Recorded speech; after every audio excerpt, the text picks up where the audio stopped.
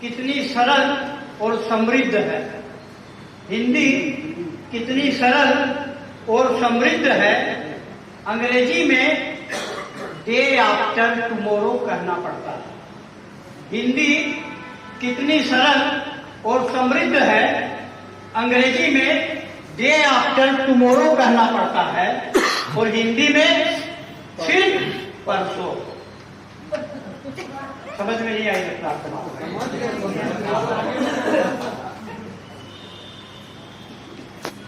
और अच्छा है कि हमारे साहब लोग भी हिंदी का विकास कर रहे हैं, भले वो इंग्लिश को शामिल करके विकास कर रहे हैं। ऐसा ही एक उदाहरण देखिए। पत्रकार द्वारा पूछने पर एक साहब ने हिंदी दिवस पर प्रतिक्रिया दी। पत्रकार द्वारा एक साहब ने हिंदी दिवस पर प्रतिक्रिया दी। हिंदी हमारी नेशनल लैंग्वेज है। हिंदी हमारी नेशनल लैंग्वेज है। डेली लाइफ में इसको मैक्सिमम यूज करना चाहिए। लेकिन पंकज जी, हमारे यहाँ जितने ऑफिसर उनमें से कोई नहीं है। उनको नहीं बोल रहा क्योंकि मुझे वहां वापस घर भी जाना है।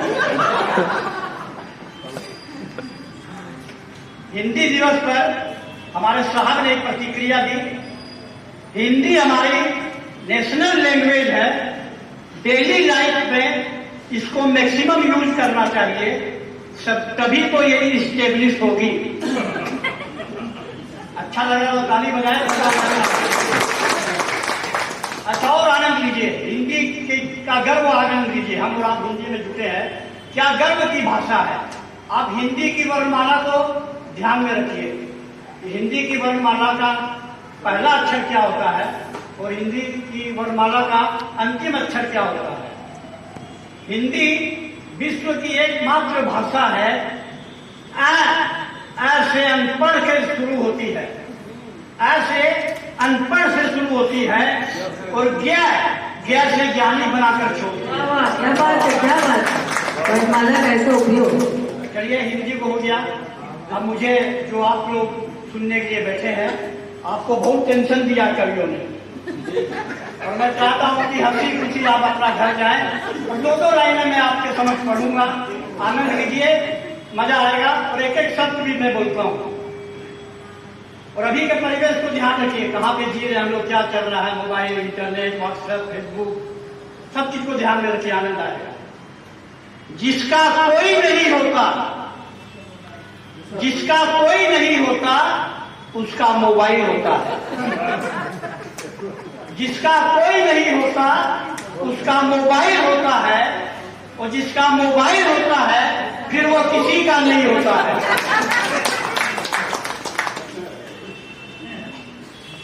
जरूरी नहीं पगली कि तुम मुझसे बात करो। जरूरी नहीं पगली कि तुम मुझसे बात करो। हम तो तुम्हें ऑनलाइन देखकर ही खुश हो जाते हैं। कितने मिलते जुलते नाम हैं, गुमशुदा, शादीशुदा। कितने मिलते जुलते नाम हैं, गुमशुदा, शादीशुदा। एक घर में खो गया, एक घर में खो गया और एक घर से खो गया। एक घर में खो गया और एक घर से खो गया। मेट्रो ट्रेन के सफर में एक यात्री ने दूसरे को समझाया। मेट्रो ट्रेन के सफर में एक यात्री ने दूसरे को समझाया, ये फेसबुक, व्हाट्सएप आदमी को बहुत आगे ले जाएगा। समझाया।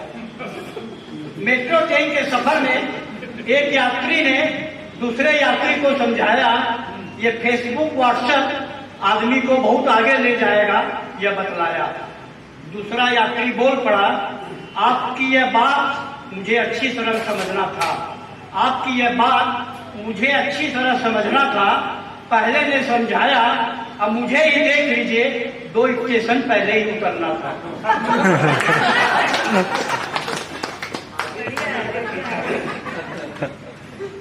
समझकर भी जो न समझे उनको हर समझ जोरदार तालियां बजा दीजिए।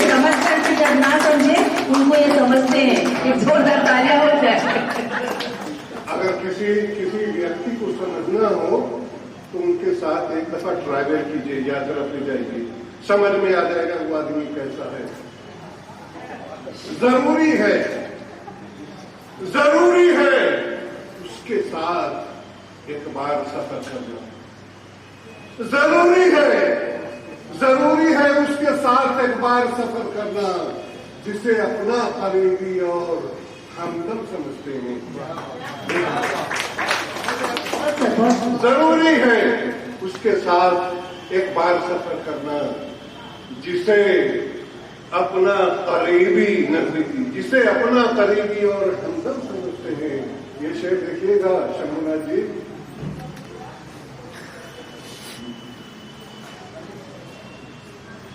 मेरा शेर तवज्जो चाहूंगा। मेरा जो गम है भला उसे दुनिया क्या दे। मेरे जो गम है भला उन्हें दुनिया क्या जाने। मेरे जो गम है भला दुनिया उन्हें क्या जाने। सभी के गम को लेकिन हम अपना गम समझते हैं।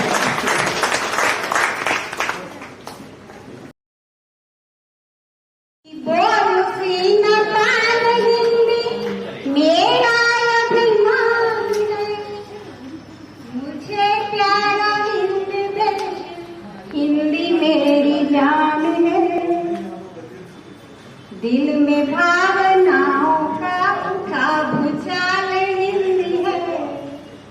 प्रेम अमन एकता का ढाल हिंदी है।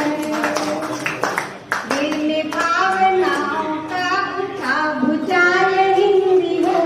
प्रेम अमन एकता की पुख्ता ढाल हिंदी है। देवनागरी के दरिया का उछाल हिंदी है। मातृभूमि का चमकता ऊंचा भाग हिंदी है।